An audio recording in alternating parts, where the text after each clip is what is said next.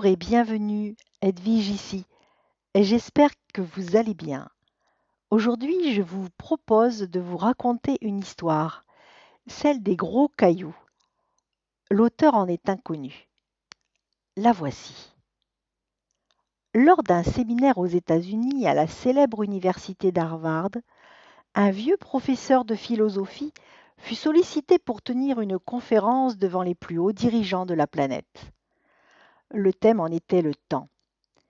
Ces hommes et ces femmes, responsables du destin du monde, étant très occupés, le professeur ne disposait que d'1 heure pour dispenser son enseignement.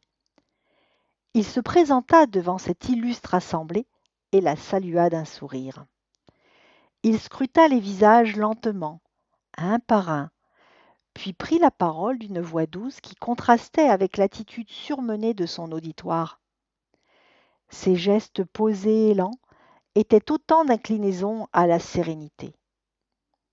Il se pencha et saisit sous la table derrière laquelle il se tenait un grand pot en verre transparent qu'il plaça avec précaution devant lui.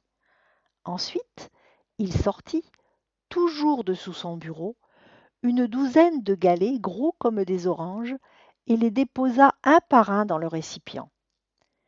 Lorsque celui-ci fut rempli et qu'il fut impossible d'y ajouter un seul caillou, il leva doucement les yeux vers l'assistance et demanda : « Le pot est-il plein ? » Tous répondirent : « Oui. » Il ménagea son effet et reprit : « Vraiment ? » Il s'inclina à nouveau et prit sous le pupitre un sac de gravier qu'il versa sur les galets. Il secoua légèrement le récipient, et les graviers s'infiltrèrent entre les cailloux, jusqu'au fond. Le professeur regarda son auditoire et demanda : « Le pot est-il plein à présent ? » L'assemblée, perplexe, hésitait à répondre lorsque quelqu'un lança : « Probablement pas. » « Bien, » opina le sage. Toujours avec infiniment de précaution, il extirpa de sous son pupitre un seau de sable dont il vida le contenu sur les pierres. Le sable s'insinua entre les cailloux et les graviers. Une nouvelle fois, il interrogea : « Le pot est-il plein ? » « Non !» assénèrent les spectateurs, et comme chacun s'y attendait, il prit un pichet rempli d'eau qu'il déversa jusqu'à remplir complètement le vase initial. « Cette fois, dit-il, je crois que le pot est plein. » Et chacun acquiesça. Quelle grande vérité nous enseigne cette expérience ? Songeant au thème du cours, la gestion du temps, l'un des dirigeants se risqua à répondre : « Vous avez voulu nous démontrer que le temps est compressible et que même lorsque notre agenda est surchargé, il est toujours possible d'y ajouter des rendez-vous supplémentaires. » Le maître sourit. La grande vérité que nous enseigne cette expérience est que si je n'avais pas mis les gros cailloux en premier dans le pot, je n'aurais pas pu les y faire entrer tous ensuite. Un profond silence accueillit ces paroles. Chacun prenant conscience de l'évidence de ses propos sans toutefois en comprendre le sens. « Quels sont les gros cailloux de votre vie ? » reprit le maître. « Quelles sont vos priorités absolues ?